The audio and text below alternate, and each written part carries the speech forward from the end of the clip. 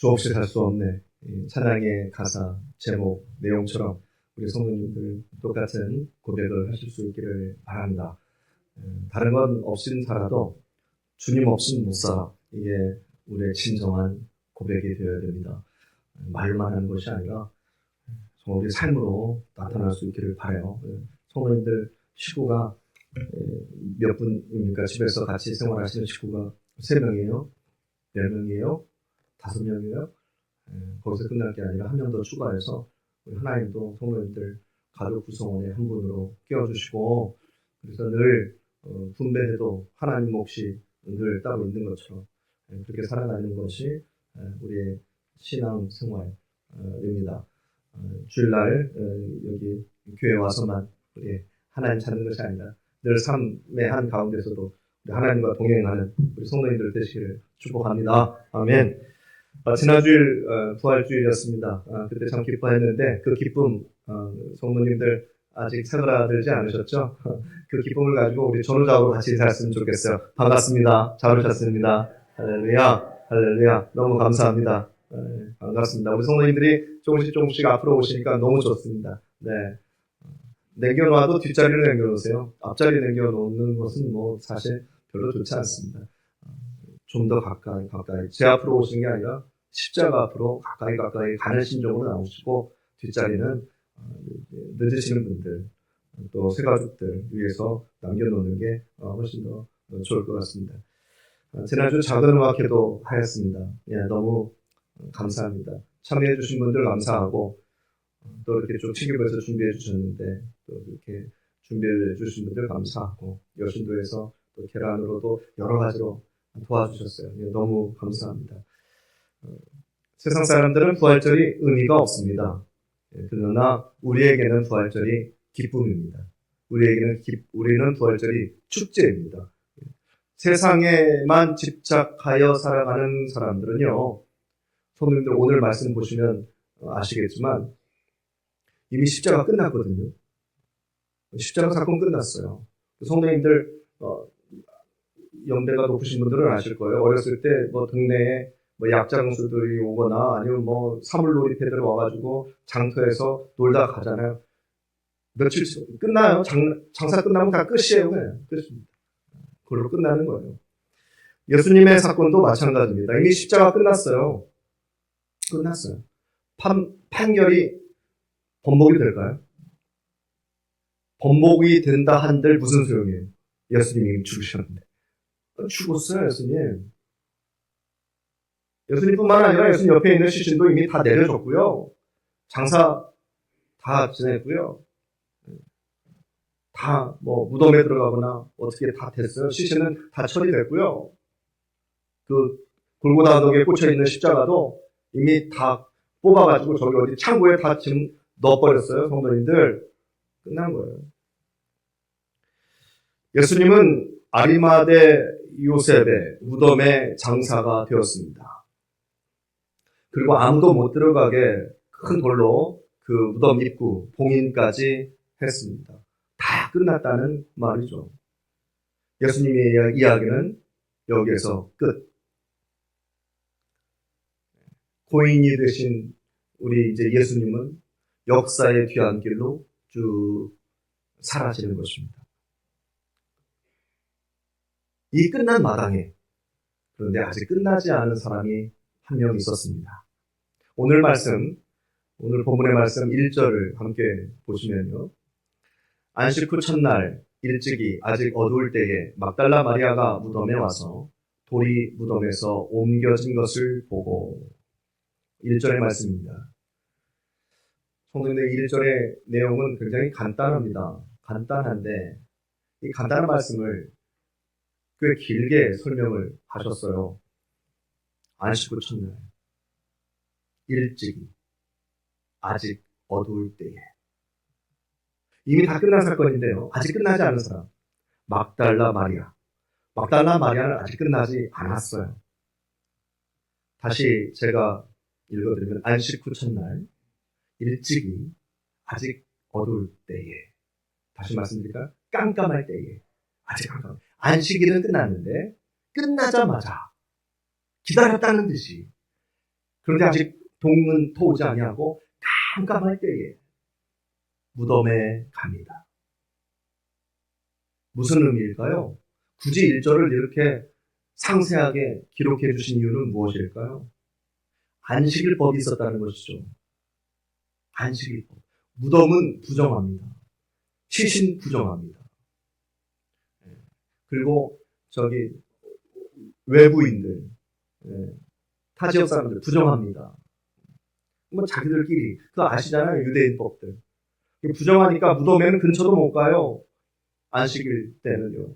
6월절기 때는요. 못 가요. 몸을 마음을 정결하게 해야 되죠. 근데 그 안식일이 끝나자마자 끝나기만을 기다렸다가 아직 어두울 때, 캄캄할 때에 어디로 갑니까? 무덤으로 갑니다. 쉬운 일 아닙니다. 깜깜할 때에 다른 곳도 아니고 무덤에 가요. 성도님들 어렸을 적에 무서운 얘기 해보라면 대부분 그 소재가 어떤 이야기입니까? 무덤 이야기입니다. 캄캄할 때 무덤 이야기. 입을 뒤집어 쓰고 이야기하면 오싹합니다. 제가 전주에서 사역했던 곳이 혁신도시인데요. 구도시, 신도시, 그리고 그 옆에 혁신도시예요. 얼마나 깨끗하고 아름다운 곳인지 모릅니다. 그런데 그곳이 개발되기 전에는 전주에서도 완전히 끄트머리. 전주라고 뭐 말하기도 뭐한 그런 산 너머에, 그것도 산 너머에 동네가 하나 있었습니다. 그 도시가 개발이 된 거예요. 근데 거기 사셨던 분들은 정말 전주분이라고 하기도 정말 애매한 시골 분들이셨습니다. 거기가 개발돼가지고 교회가 세워지고 제가 거기 이제 부임해서 갔죠. 부활절이 되었습니다. 나이 많으신 권사님들이 다 하얀색 소복을 입고 오시는 거예요. 예배 때 성도님들 이해가 되세요? 누가 시키지도 않은 건데 제가 뭐 하얀색 소복을 입고 오세요 그렇게 한 것도 아닌데 그 중에 몇 분은 또 다 꽤 많으신 성도님 돌아가셨어요. 연세가 많으셔가지고 지금도 이유를 모르겠어요. 왜 그때 소복을 입고 오셨는지. 아마 제 생각에는 흰 옷을 입고 싶은데 그 어르신들 깔맞춤 하는 흰 옷이 없으니까 그냥 한복으로 나온 소복 흰색 옷을 입고 오지 않으셨는지 그렇게 이제 저는 생각이 듭니다. 혹시 그 이유를 아시는 분들은 저한테 알려 주시면 좋겠습니다. 성도님 생각해 보세요. 당일에 부활절 주일 그 당일에 새벽 예배를 드리지 않아서 망정이지. 만약에 부활주일 새벽에 예배를 드렸다면 그분들 분명히 다 하얀색, 흰색 소복을 입고 교회에 오셨을 거예요. 그 시골 변두리 개발된 곳이지만 여기저기서 깜깜할 때 흰 옷을 입고 할머니들이 이쪽에서 저쪽에서 막 오면은요 생각만 해보세요. 얼마나 무섭겠어요? 그죠?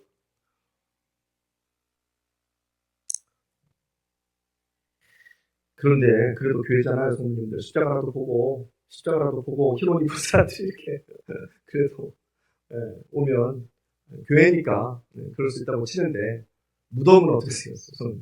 깜깜할 때 무덤에 어떤 여인이 막 달려와요. 그 여인도 무섭겠지만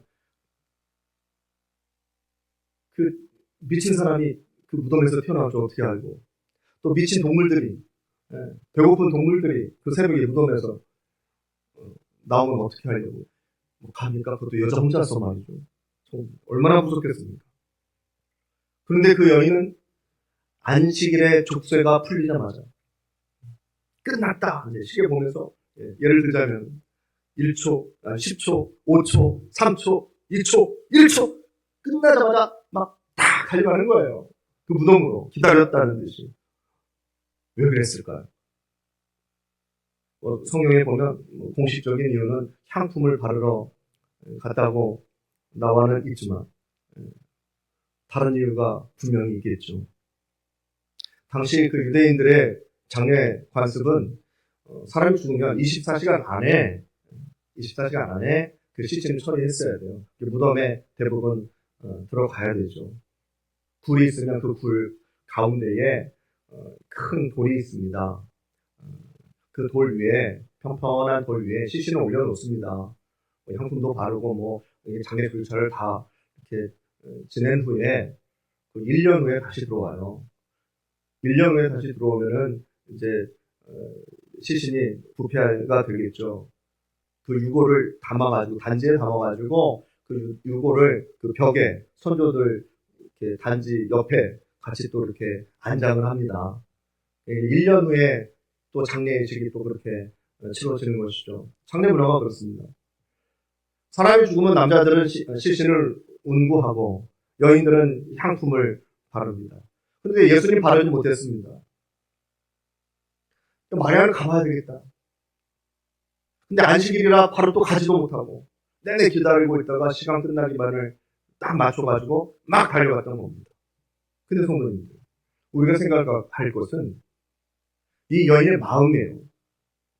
이 여인의 마음은 어떤 마음입니까? 이 여인의 마음을 아시겠어요? 이 여인의 마음이 알아지면 오늘 설교는 성도님 다 끝났습니다. 오늘 설교의 결론이 그겁니다. 이 여인의 마음이에요.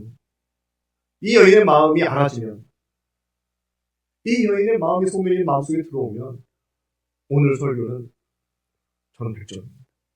저 스스로는 그렇게 생각합니다. 저 스스로.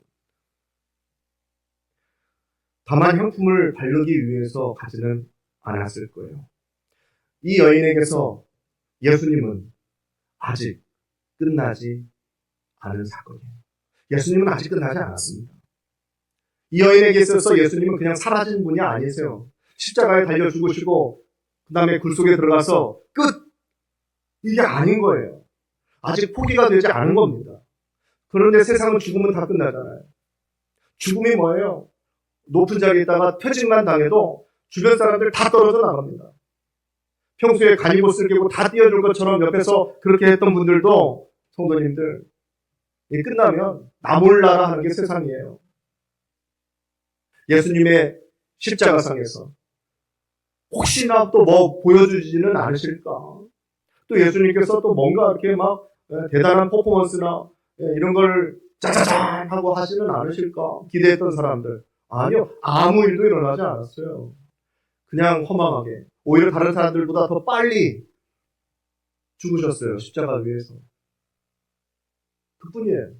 예수님 때문에 물고기나 떡조가리 좀 얻어먹은 사람들도 그냥 아무 일도 없었더라 하고 돌아갔어요.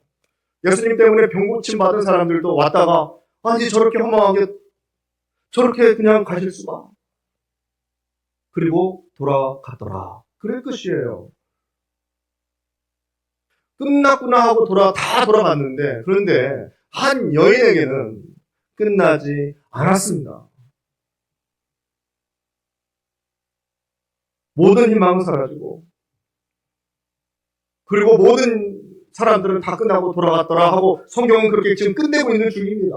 그런데 성도님들 꺼졌다고 생각하는 불씨 그게 무섭죠.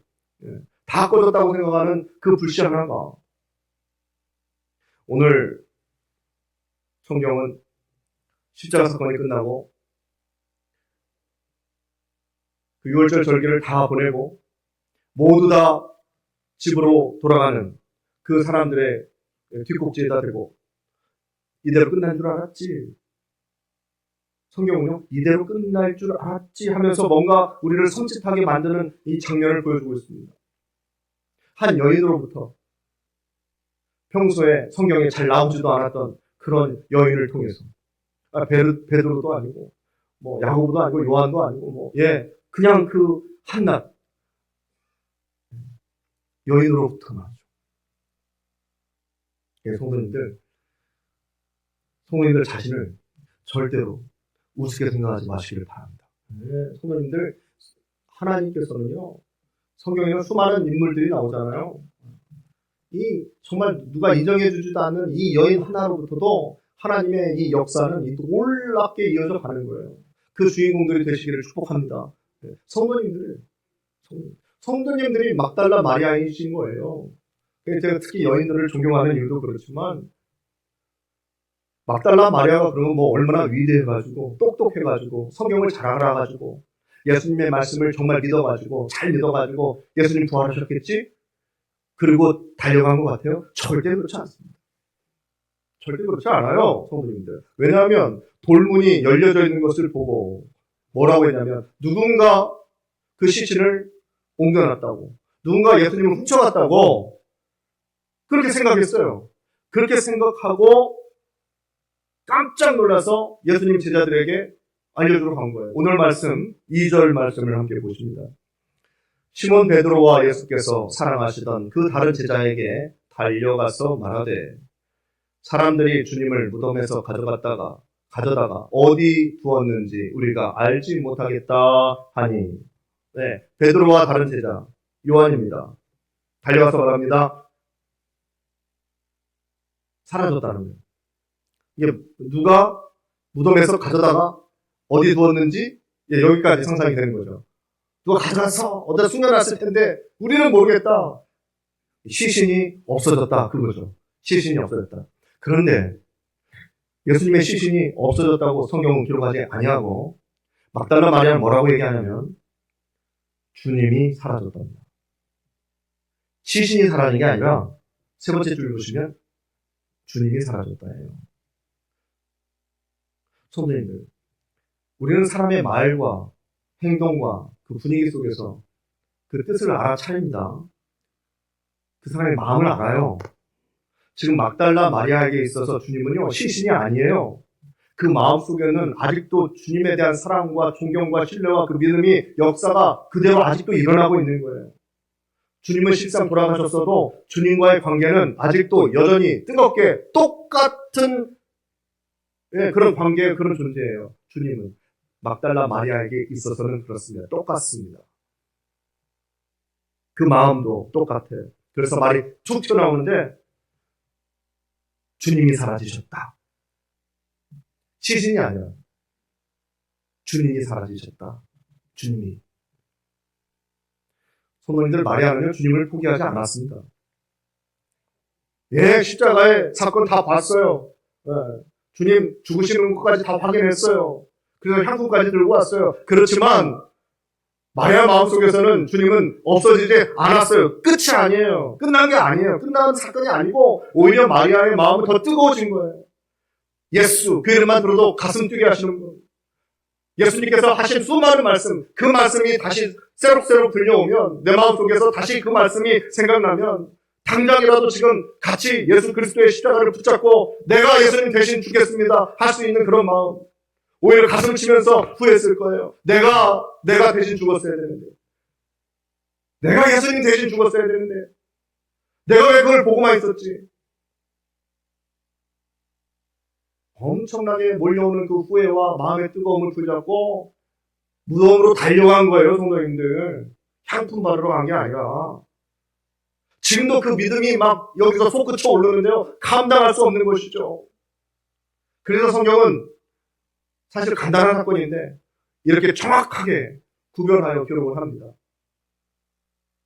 제가 좋아하는 시 중에 하나가 님의 침묵이라는 시예요. 그 시에는 예수님께서 우리에게 주신 첫사랑과 같은 그 기가 막힌 표현이 그 시에도 이렇게 담겨져 있는데요. 이런 시구입니다. 함께 보시면, 날카로운 첫 키스의 추억은 나의 운명의 지침을 돌려놓고 뒷걸음쳐서 사라졌습니다. 시라 좀 은유적인 표현이 많이 나오죠. 이것은요, 지금 제가 볼 때, 지금 내 눈앞에서 사라진 막달라 마리아의 시선으로 봤을 때, 지금 내 눈앞에서 사라진 주님을 향한 정확한 마음이라고 해도 정말로 다를 바가 없어요. 사랑의 불씨를 밝혀놓고 말이죠, 뒷걸음쳐서 사라졌습니다. 왜냐하면요, 이 시의 후반부는 이렇습니다. 제 해석이 정확한 이유가 이 후반부에 나와요. 님은 갔지만은 나는 님을 보내지 아니하였습니다. 님은 갔지만 나는 님을 보내지 않았습니다. 저는 이 시를 예수님으로 생각했지만 이 시를 쓴 스님은, 한용운 시인은 우리 조국, 나라 잃은 우리 조국을 생각하면서 쓴 시죠. 물론 대상은 다르지만 이 내용은 정말 기가 막힌 표현 아닙니까? 성도님들, 십자가는요, 중간에 포기하는 게 없습니다. 죽었다고 포기해요. 십자가는 그런 게 아닙니다. 놓고 싶은 순간이 여럿이죠. 예, 수십 번, 수백 번이죠. 지금까지 잘 붙들고 왔더라도 놓고 싶은 순간이 한두 번이 아니에요. 그런데 너무 십자가 아니에요, 성도님들. 십자가는요, 끝까지 붙는 게 십자가예요. 절대 포기하지 않는 거예요. 십자가로 비춰볼 때 오르면 그냥 가는 거예요. 그냥 가는 겁니다. 그 십자가라는 겁니다, 성도님들. 망해도 가는 거예요. 망할 줄 알면서 가는 거예요. 십자가라는. 감옥에 갈 수 있는데 가는 거예요, 감옥이라도. 십자가의 길이라면 가는 거예요. 이럴 때 놨다 붙였다 하는 게 십자가는 아닙니다, 성도님들. 사탄은 예수님의 십자가를 포기시키려고 얼마나 애를 썼는지 몰라요. 근데 안 되잖아요. 안 되니까 막 분노하게 만들고, 약 올려가지고, 육신으로 고통스럽게 만들고, 굉장한 시험과 유혹을 했어요. 모욕을 주고, 상실감을 갖게 하고, 배신감, 제자들을 통해서 할 수 있는 모든 작전을 다 썼습니다. 결국 외롭게 하고, 그걸 동시에 다 줬는데요. 주님께서는 절대 십자가를 놓지 않으셨어요. 사랑하는 성도님들, 우리가 붙잡아야 할 신앙, 우리가 가야 할 길이 바로 그 길입니다. 괴롭겠죠? 그러나 성도님들, 그보다 더 찬란한 보상이 있으니까 실망하지 마세요. 네. 십자가는요, 끝까지 가는 겁니다. 놓지 않는 거예요. 언제까지? 다 이루었다. 네. 다 이루었다 할 때까지 붙잡고 가는 겁니다. 베드로와 요한이 막달라 마리아의 소식을 듣고 달려갑니다. 4절의 말씀 보실까요? 오늘 말씀 4절 보시면 둘이 같이 다름질 하더니, 이 요한복음 정말 우리의 상상을 넘어서 굉장히 구체적으로 기록을 하고 있습니다. 이유가 있겠죠. 둘이 같이 다름질 하더니 그 다른 제자가 베드로보다 더 빨리 달려가서 먼저 무덤에 이르러. 네, 둘이 같이 뛰었어요, 처음에는. 근데 똑같이 뛸 이유는 없죠. 달리기가 빠른 사람이 먼저 가는 겁니다. 급한 일이니까. 요한이 더 빨랐어요. 자, 요한이 먼저 도착했으나, 성도님들. 먼저 도착하긴 했어요, 베드로보다. 5절의 말씀을 보실까요? 5절의 말씀을 보시면은, 이 요한이 어떻게 하느냐면요. 구부려서, 허리를 숙여서, 세마포 놓인 것을 보았으나, 구부려서 무덤 안을 빼꼼히 보는 겁니다. 들어가지는 아니하였더니, 들어가지 않았습니다. 못 들어갑니다. 남자들은 이래요. 여자분들이 훨씬 강해요. 제가 봤을 때는. 막달라 마리아는 그 밤에, 지금 시간이 좀 얼추 지났잖아요. 동이 틀 겁니다. 그런데 막달라 마리아는 깜깜할 때 무엇이 덮쳐올지 무엇이 날아올지 모르는 그 새벽에 막 달려갔는데, 무덤도 당당히 들어갔는데, 남자들은 못 들어가요. 무엇이 무서워서, 무엇이 두려워서, 무엇이 예수님께서 사랑하시던 제자라고 성경은 분명히 기록하잖아요. 이게 반전이에요, 반전. 사랑하는 제자가, 주님께서 사랑하셨던 제자가 못 들어가는 거예요. 뒤이어 베드로가 옵니다. 네, 베드로는 이제 어부일을 했으니까 등치도 좀 컸을 것이고 몸이 좀 느릴 수도 있겠죠. 그러나 그 성격은 불같잖아요. 저리 비켜. 베드로는 딱 들어갑니다. 왜요? 요한이 못 들어가고 이러고 있으니까 오히려 자신은 이렇게 이렇게 하고 들어갔을 거예요. 가서 보니까 머리에 쌌던 수건과 몸을 감쌌던 세마포 따로 이렇게 한 곳에 이렇게 개어져 있습니다. 누가 예수님의 시신을 훔쳐갔다면 누가 그걸 다 개켜놓고 그렇게 가요. 그냥 다 들고 가지. 있는 그대로 데리고 일단 가지. 성도님들. 뭘 그걸 다 베끼고 가요? 그대로 안 하죠. 8절 함께 보실까요? 8절 함께 보시면 그때야 무덤에 먼저 갔던 그 다른 제자도 들어가 보고 있더라. 요한도 이제 상황 파악이 되니까 그제서야 무덤 안으로 들어갑니다. 그리고 예수님의 시신이, 예수님의 부활이 믿었어요. 뭘 믿었다는 겁니까? 예수님의 부활을 믿은 겁니까? 예수님이 시신이 사라졌다는 걸 믿은 겁니까? 이게 혼란스러울까 봐 성경은 9절에 가로를 쳐서 또 설명을 해줍니다. 그들은 성경에 그가 죽은 자 가운데서 다시 살아나야 하리라 하신 말씀을 아직 알지 못하라. 그러면 이들이 믿었더라 하는 것은 시신이 사라진 것, 예수님께서 사라지는 것, 시신이 없어졌다는 것을 믿었더라, 그 말씀이죠. 아직 주님의 부활을 깨닫지 못하고 있습니다. 아쉬운 말씀은 무엇일까요? 가슴을 후벼 팔 수 있을 정도의 아쉬운 마음은 10절입니다. 10절의 말씀을 보시면 이에 두 제자가 자기들의 집으로 돌아가니라 하네. 이런 상황에서 어떻게 그냥 집으로 돌아갈 수 있습니까? 부모님의 시신이 없어져도 난리가 날 판에. 왜? 그렇지 않겠어요? 기절초풍할 상황에 기본적인 의리가 있지. 이 제자들, 이미 상황 끝났으니까 뭐가 그렇게 두려워요? 의리라도 지켜야 될 거 아니에요? 시신이 없어졌는데 3년 동안 죽자 살자 쫓아다녔던 예수님의 시신이 없어졌는데 그냥 집으로 돌아가요. 그게 뭐 두려움이든지 그게 어리석음이든지 여튼 이 사람들은 포기합니다. 이 사람들은 끝난 얘기예요. 끝났어요. 시간 끝났어요. 행사 끝났어요. 문 닫았어요. 간판에 불 꺼졌단 말이에요. 그 집에 돌아가는 거예요. 그러나 성도님들, 이야기는 여기서 끝나지 않습니다. 11절의 말씀을 함께 보실까요?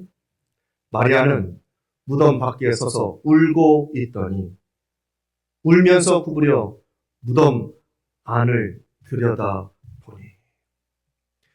울고 있다는 표현이 나옵니다. 우리나라 말에도 운다는 표현이 굉장히 많잖아요. 여러 가지 표현이 수십 개는 될 겁니다. 헬라어에서도 이 원문을 찾아보면 여기서 이 마리아가 울고 있다는 이 울음의 표현은요, 흐느끼는 정도가 아니라 펑펑 울고 있다는 표현입니다.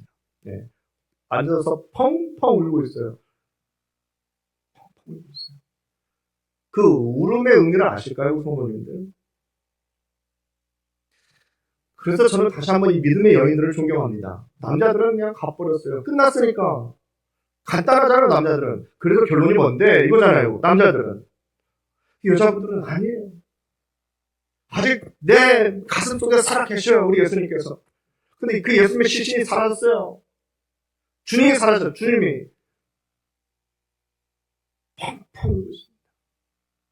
분하고, 서럽고, 평소에 잘해드리지 못한 그게 막 생각나니까 죄스럽고, 안타깝고, 그래서 울고 있습니다.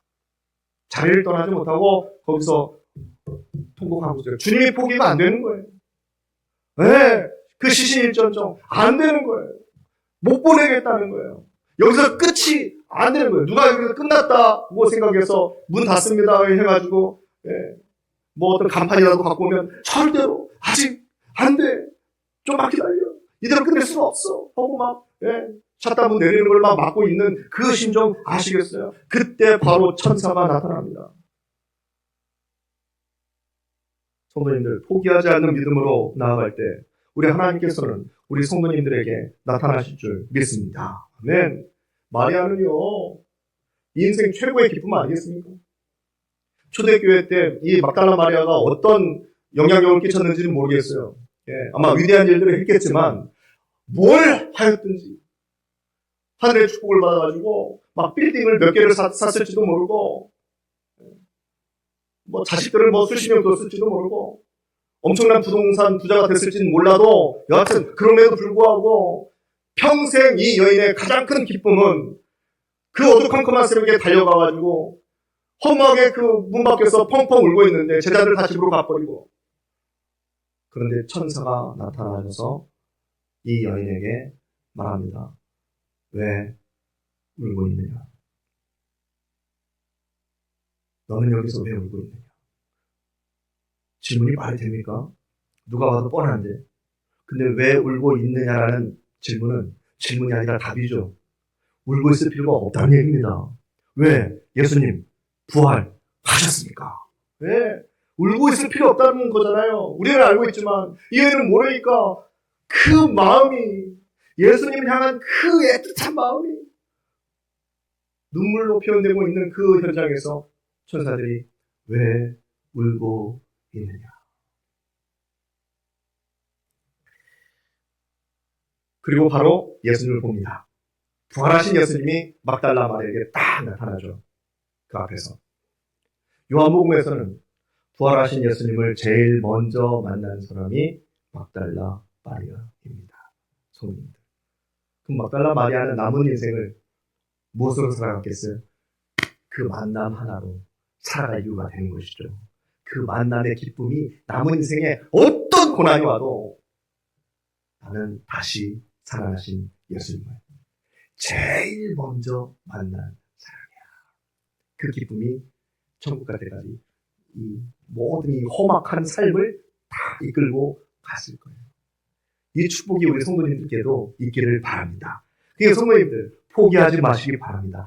끝인 것 같아도 우리에게 끝은 없어요. 없어요. 여기서 끝났다는 없어요, 성도님들. 주님은 다시 살아나셨습니다. 아멘. 기도하겠습니다. 하나님, 감사합니다. 우리 위에 이 땅에 오셨고, 또 우리 위에 죽으셨고, 또 우리 위에 부활하셨습니다. 우리도 부활을 믿습니다. 부활을 믿기에 여기서 포기하지 않습니다. 아무리 힘들어도, 사람 때문에, 물질 때문에, 건강 때문에 힘들어도 포기하지 않습니다. 십자가 붙들고 나아가겠습니다. 때론 힘들고, 때론 억울하고, 때론 서러워서 엉엉 울고 있는 우리들에게 다가오셔서 주님 말씀하시겠죠. 왜 울고 있느냐? 왜 너는 여기서 울고 있느냐? 그 주님의 음성을 듣게 하옵소서. 다시 일어나게 하시고 눈물을 훔치고 다시 십자가를 붙잡는 믿음의 종들 되게 하옵소서. 감사드리며 예수님의 이름으로 기도드립니다. 아멘. 말씀을 생각하시면서 함께 찬양하겠습니다.